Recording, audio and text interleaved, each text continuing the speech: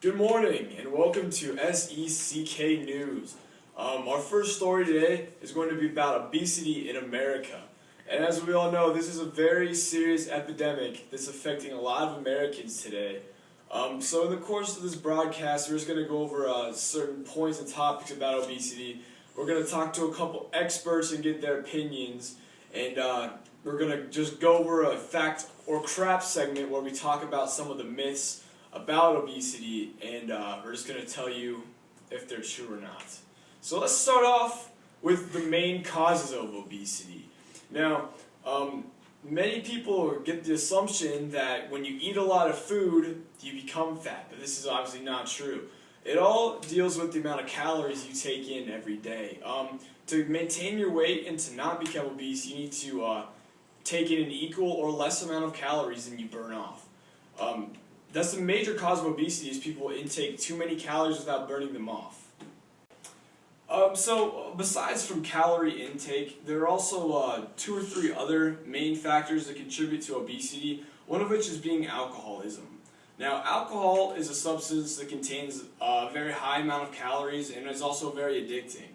Many people are unaware of how much a contributor alcoholism is to obesity, but it's actually one of the biggest causes in America.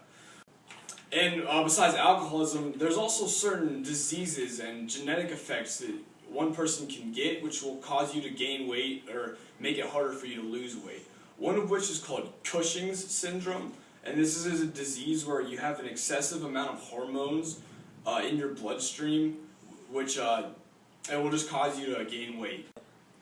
Now that we've went over the main causes of obesity, we're going to go into the effects and the damage it can do to your body. Now there's a very wide amount of damage that it can do, including type 2 diabetes, heart disease, stroke, high blood pressure, high cholesterol. It can cause a variety of cancers. It can cause sleep apnea, osteoporosis, gallbladder disease and gallstones. You can get fatty liver disease, which is part of the alcoholism we talked about previously. It's going to do a lot of damage to your liver, and you also can get gout. And I don't know if you know what gout is, but it's basically where you get a very bad limp. And it can also cause severe psychological and emotional effects. It does a lot of damage to your self-esteem. And these are just several of many more effects that obesity has on your body. So now that we know some of the causes and effects of obesity, let's go to Mr. Busnick, who's an expert in the field, and get his opinion. Okay, first question was, what are some cancers caused by obesity? Obesity is extremely overweight. I would say that'd be cancer of the colon, cancer of the liver, gallbladder, stomach. What are some mental effects of obesity? Mental effects, I would say, would be embarrassment, self-conscious about your weight, verbal abuse from your weight, and I think that would affect a person's mental capacities because of people make fun of them. Even a couple months ago on the airline, they charged a lady for a double seat because she had a wide load, and that would be embarrassing. Gout is where your feet and your toes, your joints swell up. Gout is caused by excessive uric acid. And when it builds up fluid, it's very, very painful. I've never had it. My father had it. My friend has it. They say it's caused by rich foods, kings, queens, royalty used to get it. People that drink a lot of alcohol get it. Rich foods like pork and all that. There's cranberry juice, or cherry juice, I'm sorry. If you drink cherry juice, that's supposed to help with that uric acid. Type 2 diabetes. Diabetes is where your pancreas doesn't work correctly. It's not producing the insulin, so we have to supplement with shots. Sometimes it's a pump, sometimes, most of the time it's a shot. To be normal, if the sugar level gets too high, you pass out. If it gets too low, you pass out, and you can die from that. If you don't regulate your sugar, it affects circulation. You lose toes, you lose feet, you lose legs. It can also cause blindness, so it's something that's important, and a person with diabetes definitely cannot drink alcohol. Well, that sure was a great interview with Mr. Busnick. I think we all learned a lot about obesity. So So now it's time for a segment that we like to call Fact or Crap. So go ahead and take it away, Saxon. I don't know what would be easy. So, fact or crap is basically I will make a statement and then we'll give you a few seconds to decide if you think it's true or not. People with less than a high school degree have the highest obesity rate. Fact or crap? That would be a fact. Fast food is the leading cause of obesity in the United States. That is crap because fast food is not the only thing that causes obesity. Great.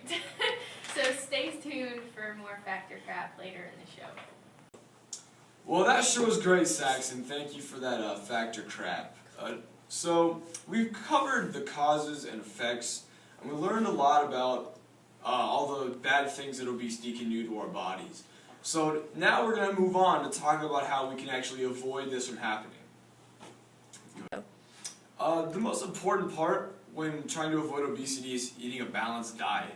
Now what this means is you want to have a lot of fruits, a lot of vegetables, and a lot of fresh produce. Try to stay away from unnatural processed foods. Now, aside from eating right, the other key to staying fit and not avoiding obesity is exercising. This means you can run, you can lift weights. There's so many different types of exercise that you can do to help you burn calories and keep balanced in your intake and outtake. It's recommended that you exercise at least 30 minutes a day. And like we said, this could be anything from walking your dog to doing some P90X or anything like that. As long as you're up and you're moving your body for 30 minutes a day, you're going to be fine. You're not going to have to worry about gaining any weight. So now we're going to go to Mrs. Thompson, who's going to tell us a little bit more about how we can avoid obesity. Hi, I'm here with Mrs. Thompson and I'm asking her a few questions about obesity. So, in your opinion, what is the best form of exercise? I think the best form of exercise is something that that you enjoy doing, because I think if you're exercising and you're not enjoying it, then it's not something you're going to stay with. And I think probably if it's cardiovascular, that's really good. So probably something you enjoy and something that works your heart. What do you think is the best way to stay in shape? I think it goes off the first question in that if it's something you enjoy, it's something you're going to do consistently throughout the week. It's something you're not just going to do for 1 week and then quit it. So I think it's something that you consistently do that you enjoy. Do you think it's important to be in shape? Well, I've been teaching that for 33 years, and I think it's important because to lead a healthy lifestyle, to live long, to enjoy your grandchildren someday. I just try to preach that it's important to be in shape throughout your years, not just while you're in high school. So in your opinion, what can people do to avoid obesity?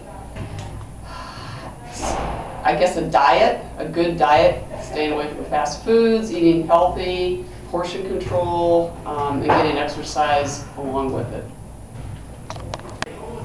So, in your overall opinion, what do you think about fast food and what it does to your body or how often you should eat it? Well, I think you should eat fast food not very often. And I know our society has become a society of convenience. And I know in my case I'm really busy and sometimes I don't want to come home and cook. But I guess if you have to eat fast food, you should try to pick the healthy choices in the fast food restaurants, but try to limit it, I don't know, I'd say maybe once a week. Thank you for letting us interview you about our topic. You're welcome. Now back to you, Connor. Man, it's always nice hearing from Mrs. Thompson. That sure was great. So now we're going to go back to Saxon for another segment of Fact or Crap. I don't know. Here we're back for our last segment of Fact or Crap. And the statement is approximately 72.5 million American adults are obese. That's a fact. Back to you, Connor. Thanks again, Saxon, for that last fact or crap. Well, we sure did learn a lot today. about obesity and staying healthy. I'd like to thank Mr. Busnick and Mrs. Thompson for their time that they spent and the information that they provided us. So yeah, I hope everybody just has a good night, and I hope you all learned something. See ya.